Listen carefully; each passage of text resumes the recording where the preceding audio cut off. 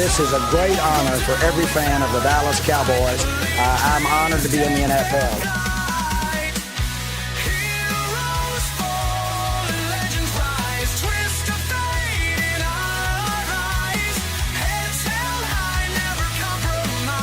What can I say? Mamba out.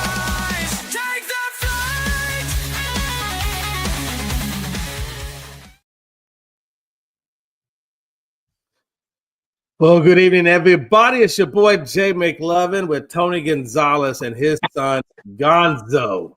How's everybody doing tonight? Is everybody getting the sports out of our systems? Is it all going the way we expected it to go? Yeah, I guess. I mean, I know Chris picked Seattle to win tonight. He also picked Detroit to win tonight, so he's having a good night. Probably would have been a good night to maybe find another team and maybe could have parlayed or something. Can you do it? Hey, Chris, can you do again, I don't know a whole lot about betting, but can you do two different sports in a parlay? So, like, can I have a baseball game and two football games as a parlay? Can you do that, or does it have to be all one sport? No, you can. You can do different sports. You can do about anything you want, basically. Yeah, pretty much. They'll take your money. I wasn't sure if that was a thing or if you had. Okay, I was curious about that because that would have been. Man, we could have got some good parlays today. I had a good one yesterday on the Colts game. Did you? Yeah, good same game. You did a good parlay with the Colts. A same game parlay. Okay, what was the other two parts of it?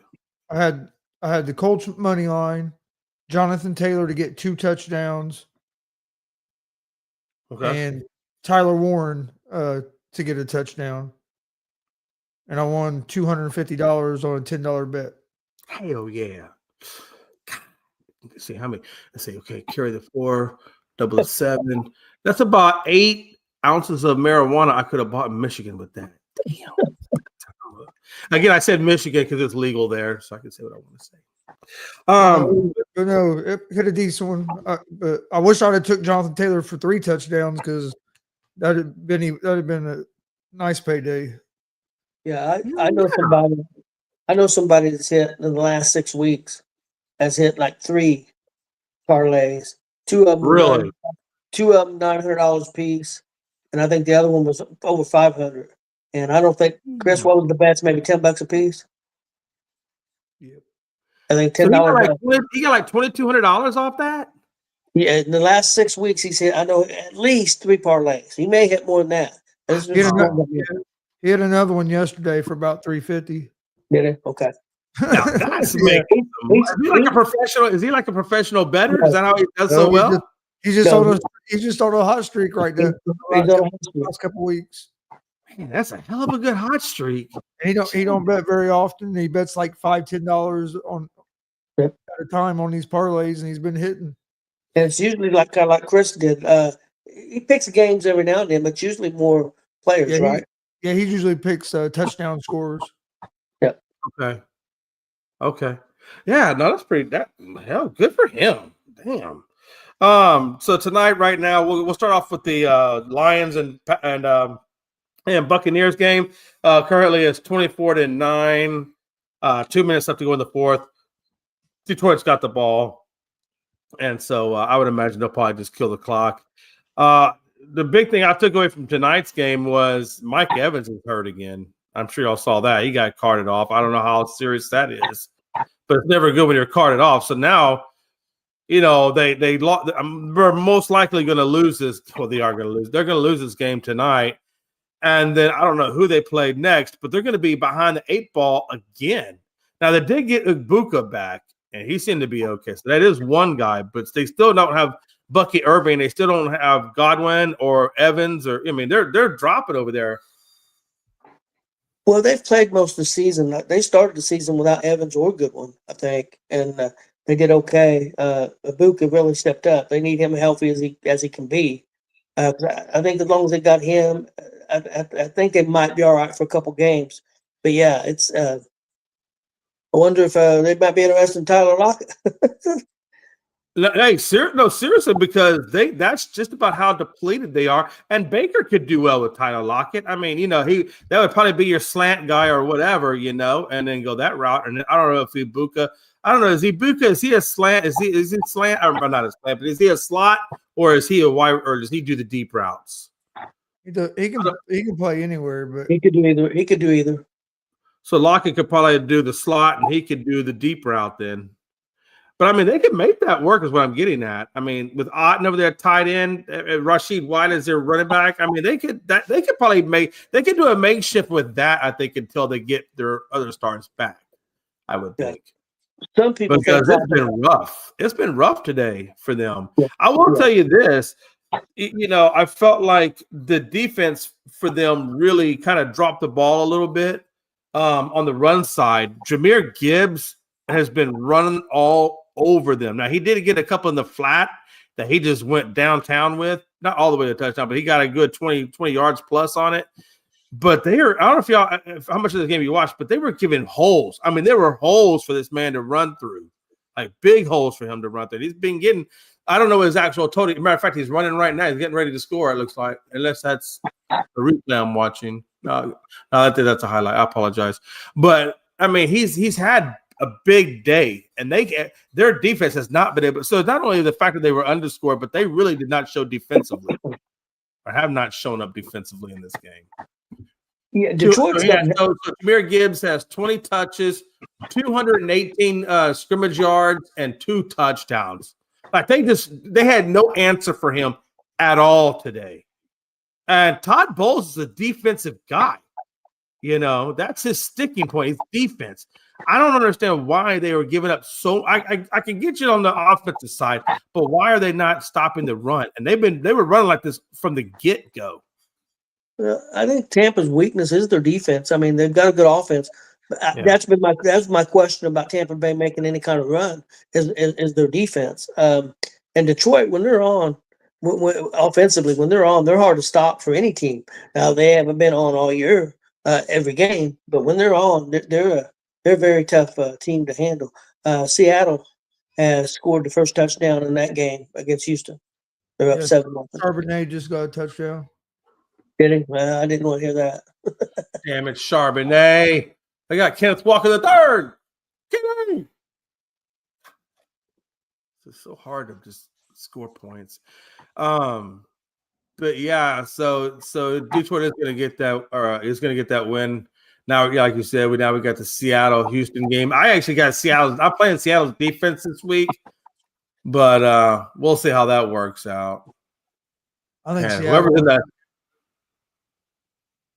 I don't know if y'all watched that, but it looked like there was a couple players in there that their legs were going ways that it shouldn't go when they were getting tackled. There was some really weird stuff going on in those piles. That's crazy.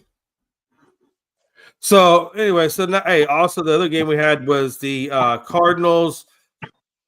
Cardinals. Why am I saying Cardinals? Seattle Mariners. I don't know where I got that from. I'm sorry, I had a brain fart. I apologize. Seattle Mariners versus Toronto Blue Jays. Jays in combining sports or something. I don't know. Kind of weird, man. Weird shit happens after 9:00. I don't know what to tell you.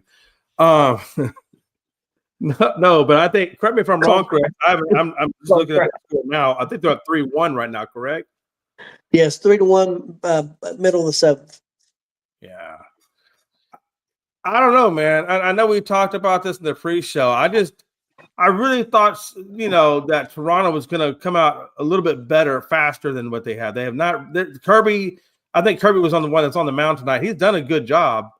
But, man, with Vlad, there was one point where they had a man on, 1 out, and Vlad was getting ready to come up, and the dude wound up hitting into like a double play, and they actually got out of that inning. That would have been a good opportunity for them to even it up at 3 apiece.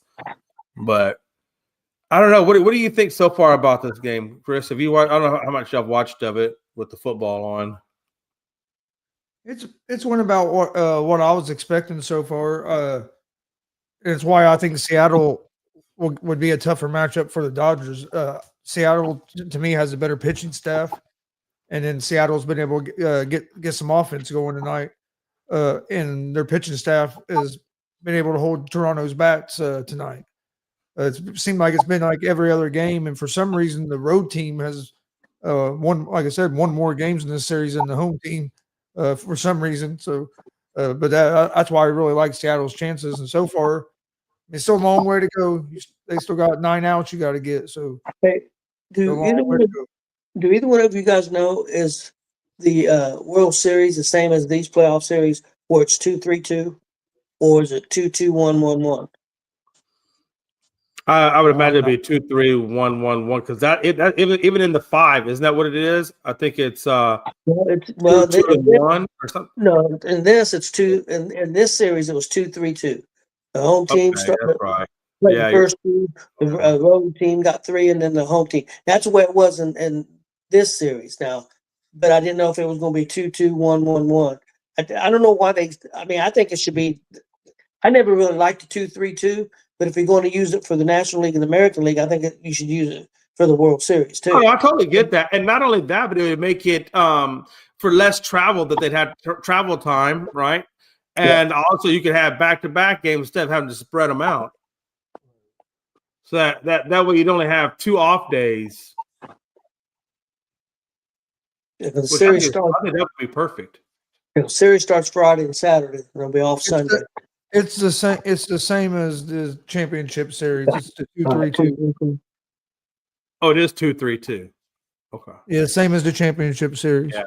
Which I think that's the way it should be, honestly. I mean, you don't have to stretch it out that far. I mean, October, well, it's not that many days left in October anyway. So, yeah, that makes sense. That makes sense. But, Gonzo, is the reason why you think Seattle would measure up better than LA? Is that because you think that they're the more balanced team that with the fewer weaknesses to go up against the Dodgers versus Toronto doing it? I think they have the better pitching. I think their pitching staff has a better chance of slowing the Dodgers' bats down. Okay. Than what Toronto's does. That's why I think Seattle would be a little bit tougher matchup. But the way the Dodgers have been playing, I don't see anybody beating them. But I think Seattle has. I think with their pitching staff, they would have a little bit better chance. Yeah, and I totally get that because they really. I don't. And Wu is back, so if they will have Wu available versus the Dodgers, so that's another big pitcher for Seattle for sure. Yeah, Wu's pitching right now. Yeah, so he'll be available, and I like Wu, I do, and I think then they're going to need him big time. You know, with him, Gilbert, who's the other one they got? Castillo, and then what's the other? There's one other pitcher they got, right? He's in the jam right now. Toronto has runners on first and second with no outs. Well, he got the one, but he moved the guy over to third, though. So right now, there's a man on second, man on third, 1 out. And who is up to bat? And I'm wondering, like right now, Gonzo, Wu's only pitched 38 pitches, so I wouldn't take him out. Would you leave him in at this point? Yeah, you ain't gonna take him out yet. My thing is running second, third, 1 out. You're walking this batter. You're setting yourself up for a double play. I think. If they're a second, that would be the best way to do it. Okay, second, third, or first and third. Yeah, I agree with you though. I would absolutely walk. I would walk the next batter, and then, like you said, create that double play. I think that's your best option. Only thing is, it's going to be they're at the top of their order. But yeah, that's what you have to do. You got to. As long as it ain't Kyle Raleigh coming up to bat after that, dude, I think you're going to be good.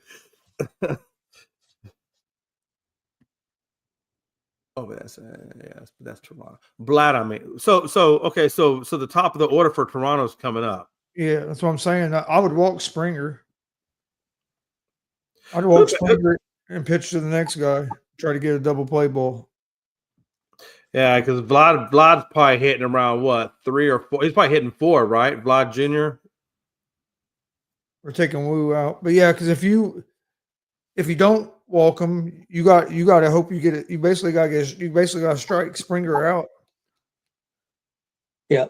Or if you get a ground ball to the infield where you can go home with it, but anything in the outfield scores a run. Where if you take your chance, try to get that ground ball double play and get out of the inning.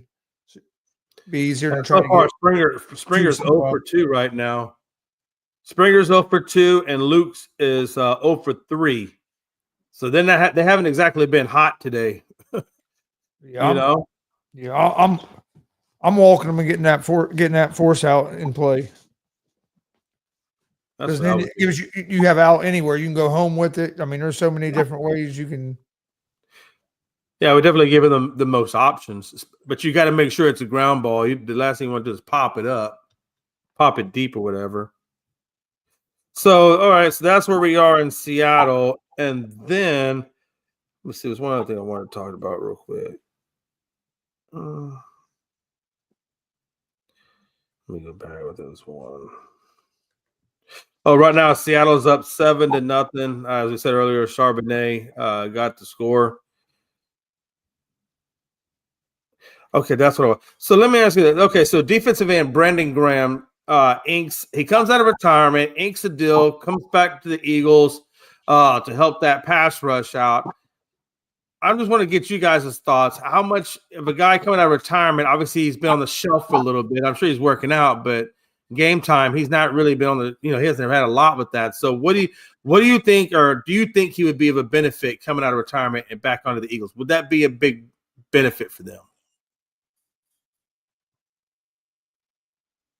I don't think it's going. I mean, I don't think it's going to be a big benefit. I mean, I guess maybe later on down the road, later in the season, he might be able to help some. But I mean, it just depends on how his body holds up for one. Right. If you ain't been taking hits for a while, it's going to take a little while to get used to taking them hits again. Right. And so yeah, I mean, I don't know what kind of shape he's in, what he's been doing. So I mean, it's hard to say, but I don't expect him to make a real big impact. Yeah, Tony, obviously, last couple of games, that Philly defense hasn't looked good. You heard what Gonzo said about it, which I do tend to agree with him. How do you feel about it? Like, what kind of an impact do you think Graham could have? And if it is a slow one, do you think, though, as he warms up, he will then it? Or do you think it'll be a slow progression or just none at all or fast? I think it's just more of a move to maybe. I think they hope he's going to make a difference, but I think more than anything, just add depth to the team. Add some depth. Maybe he plays a few plays. Give some guys some rest. I don't know if it's going to make a big difference. To be honest with you, coming at this time, I mean, why wasn't he there at the beginning of the year if he's going to play? I mean, that's the kind of way I look at it. But I don't know. I guess you never know. I mean, I guess it's worth taking a shot at it. I mean, I guess it ain't going to hurt anything.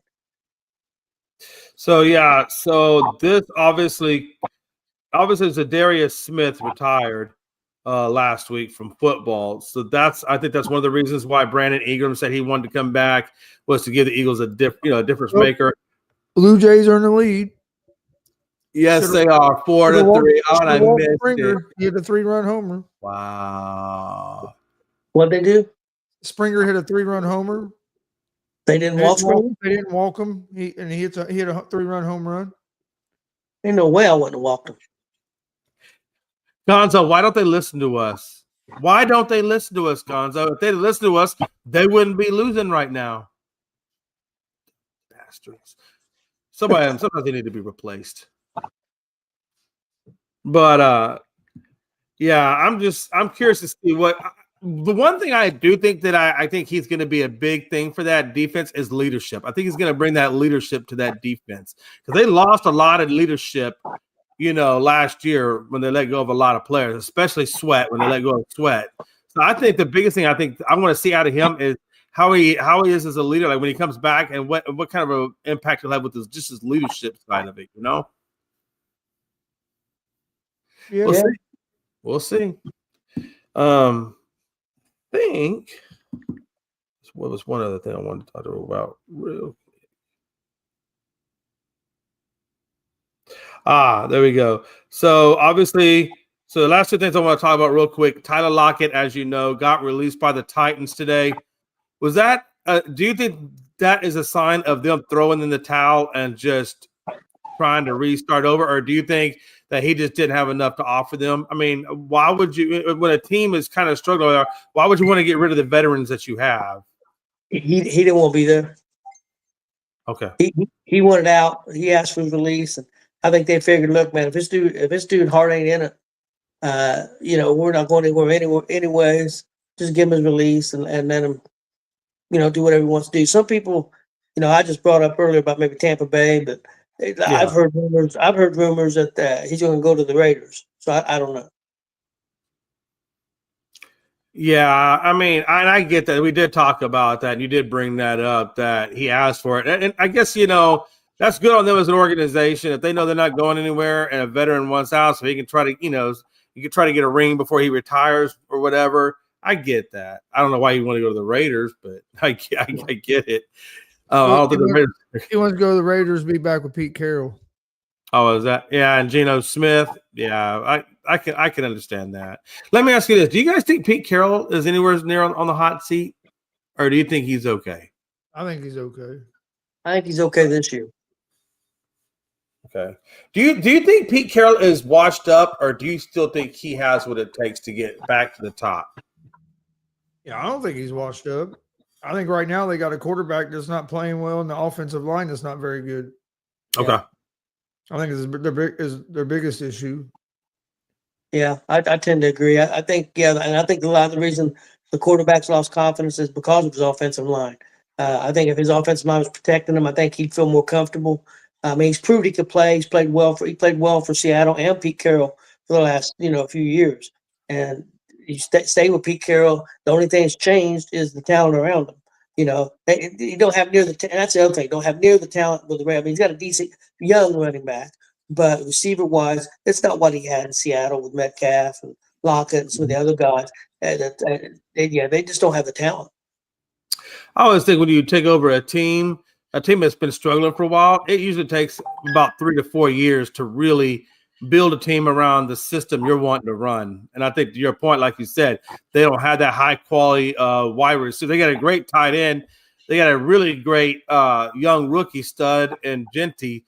And of course you still have Jacoby Meyer, but they could definitely use 1 or 2 more pieces to really help out that offense, and probably 1 or 2 pieces even on that defense to put alongside with Max Crosby and such. So I think there are definitely a couple of drafts and maybe some free agents away from really being contenders. But yeah, I can see that. You mentioned the Raiders and you mentioned Max Crosby.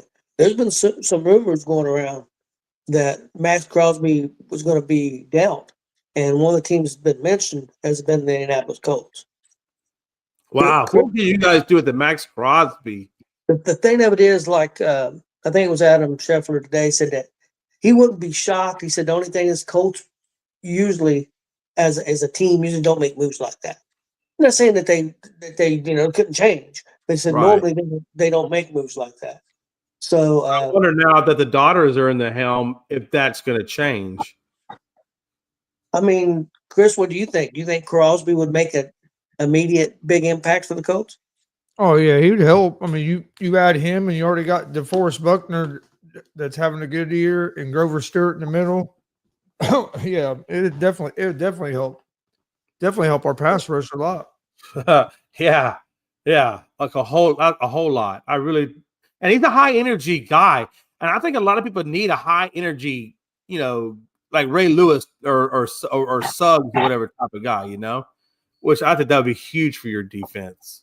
I don't see it happening this year. I think if they made any kind of move like that, it would be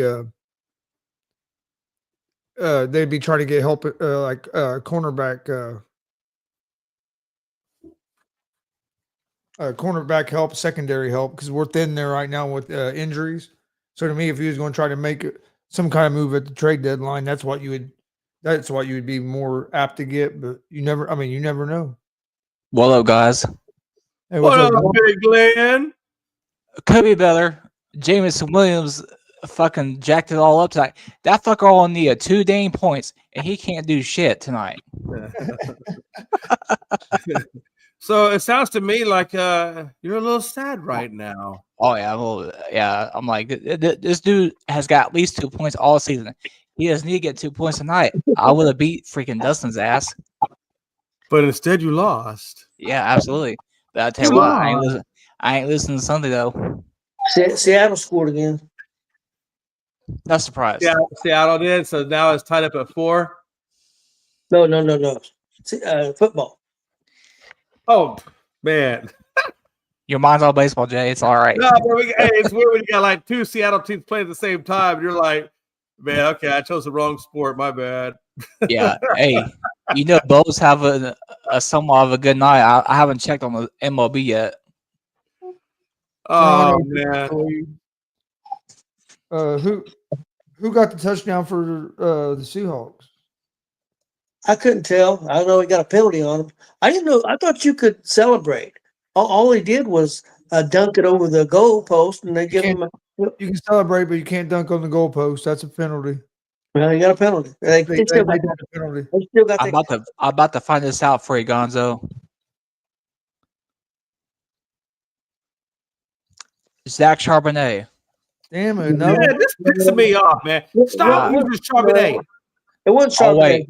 This was the receiver. Good. Nick I'm Jibba. tired of hearing Charbonnet. I need Kenneth Walker the third. Who was it? It was number 11. Jackson Smith. You said Jackson Smith. It was Yep. number 11, whoever it was.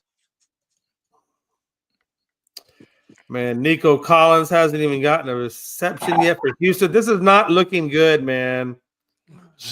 I saw Jaden go down yesterday, and I was like, "Who's Jaden play for?" And I not looked looking up. good for that division-winning Texans team, the team that was far better than anybody in the AFC South. Wait, what'd you say? I couldn't hear you. Can you say one more time? It's not looking good for a Texans team that was far better than anybody in the AFC South. Now, see, now you're just doing this on purpose tonight. I'm just saying what you. But I know you're doing this on purpose. And I just told you earlier today, I was praising Nicole. I said, and I even took acknowledgement. I even said I was wrong. Why are you coming here with spitting this nastiness? Golly, man. I didn't say that nasty. I just said that the Texans. Hey, Jay, how about those Cowboys yesterday? Though they took care of business. Yeah, we did. Even if we did have to take out the quarterback. Yeah, I don't know. I don't know if the Texans are better than the Titans right now. and the funny thing is, he You know made what it they be are far better? off. Hey, you know what they are better? They're better than that weak ass beard you're trying to grow. That's what they are.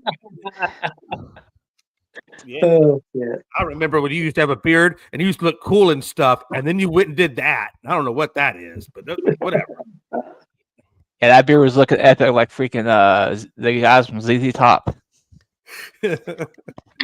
All right. Hey, last question for tonight, right? Before we get out of here. Oh yeah, Najigba. Yeah.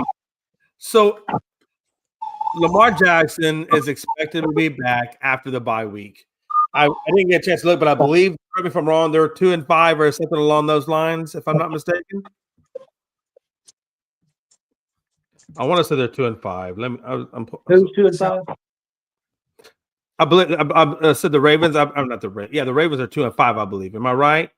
I think you're I don't know if they're 2-5 or 1-6. I'm not sure.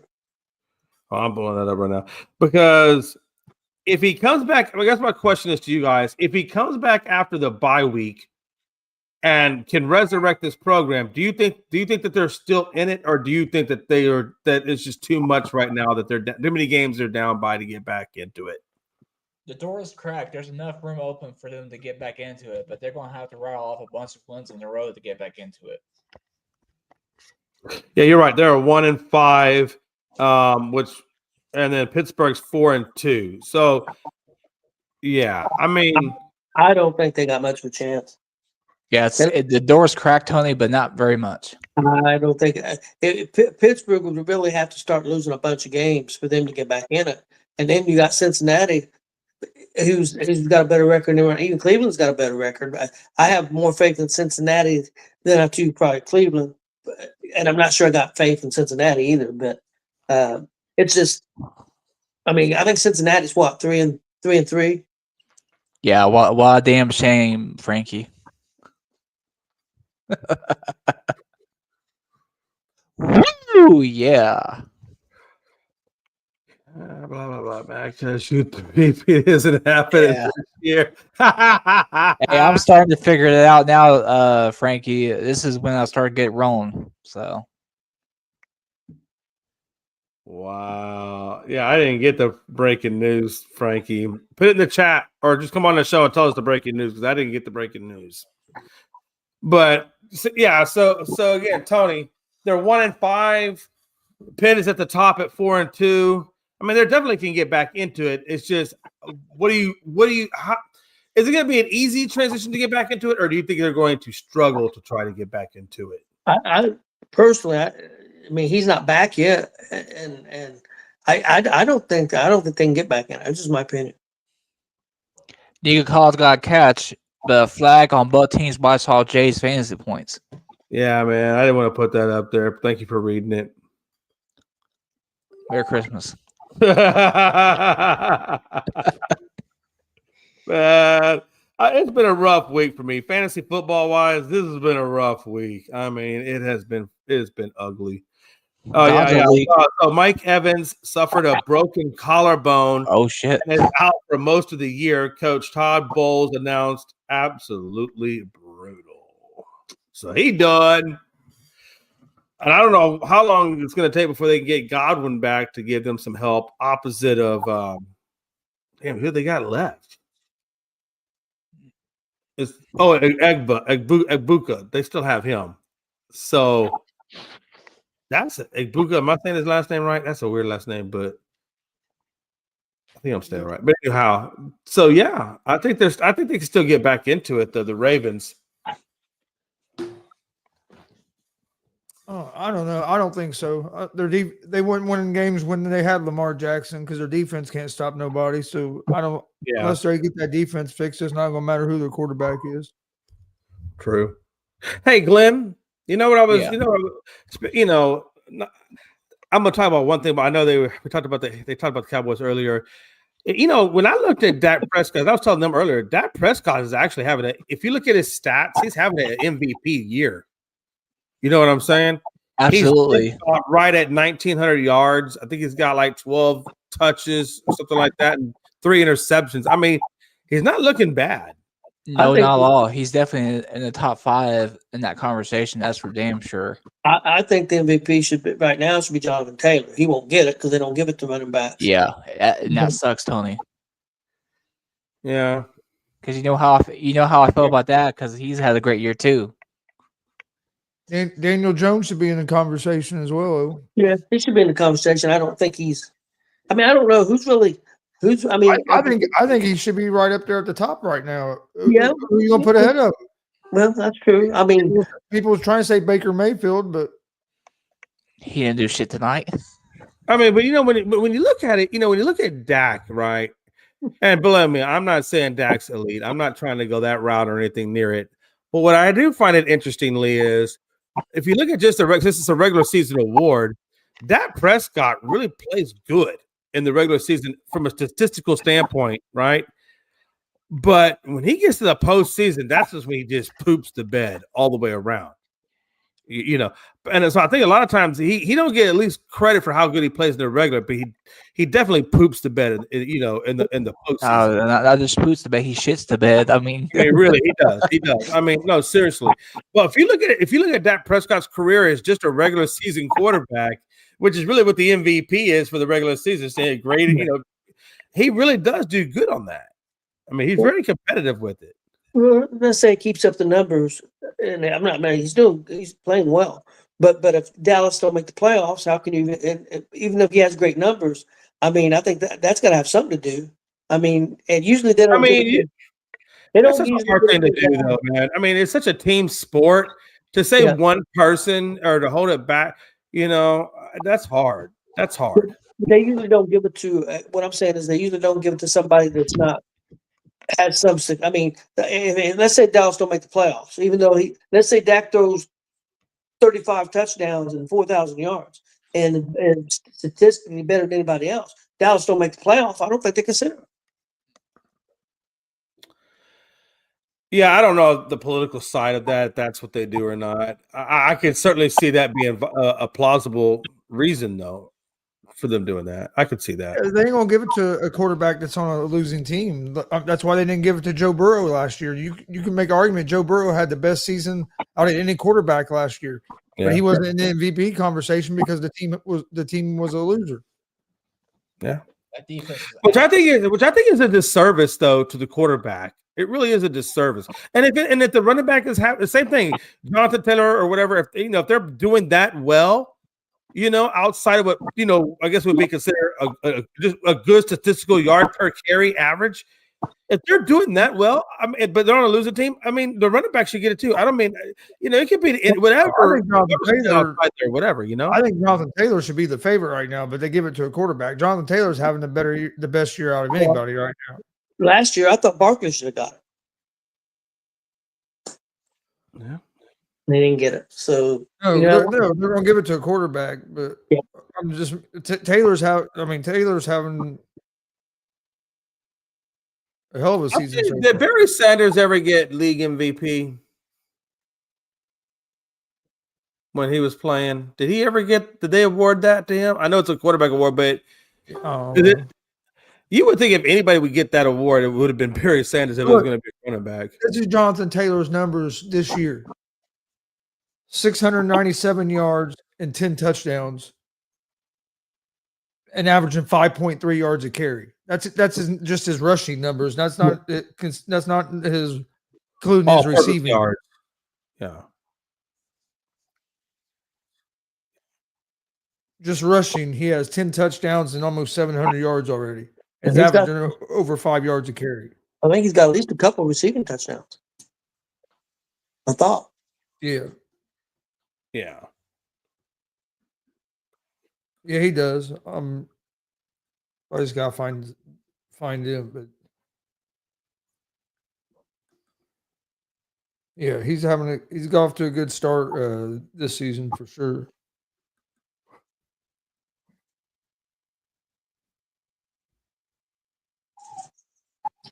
Yeah, Frankie's saying that Jonathan will probably get Offensive Player of the Year award instead of the MVP, like Barkley did the previous. I could see that happening.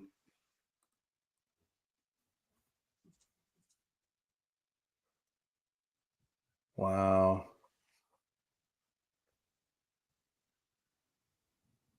Well, guys, let's get out of here. Yeah, I'm sorry. I apologize.